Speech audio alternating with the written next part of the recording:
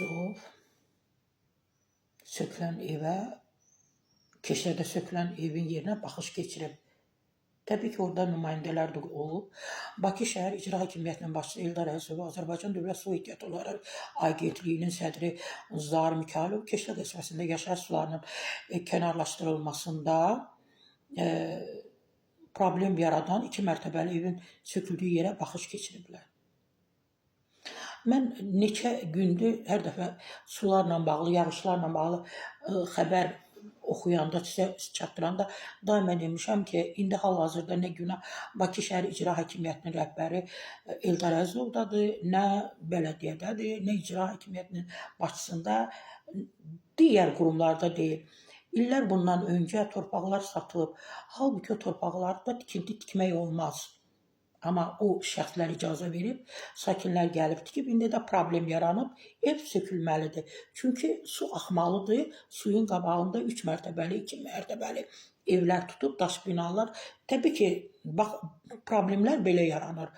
İstinad edirəm bizim media xəbər verir ki, ərazidə aidiyyatı qurumlarla müvafiq tapşırıqlar verib qurumlara və problemin həlli istiqaməti konkret tədbirlər müəyyənləşdirilib. Xətai rayonu Rəşid Bağırov 32/12B ünvanında kollektor üzərində tikilmiş və Keşə qəsəbəsində yağış sularının kənarlaşdırılmasında problem yaradan 2 mərtəbəli evin sökülməsi qərarı alınıb.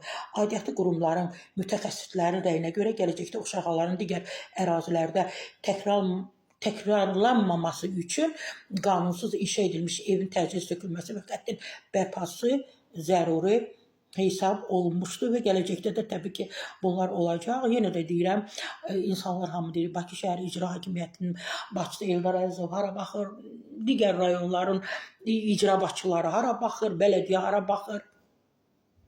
Amma Eldar müəllim orada olub. Bunu da deyim ki, Eldar müəllim, mən uzun illər idi, mənzilimdə yaşayırdım.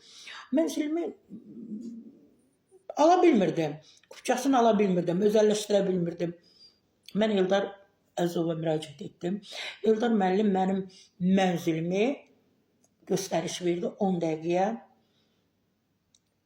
sənədləşdirdilər, kupça da verdilər, özəlləşdirdim.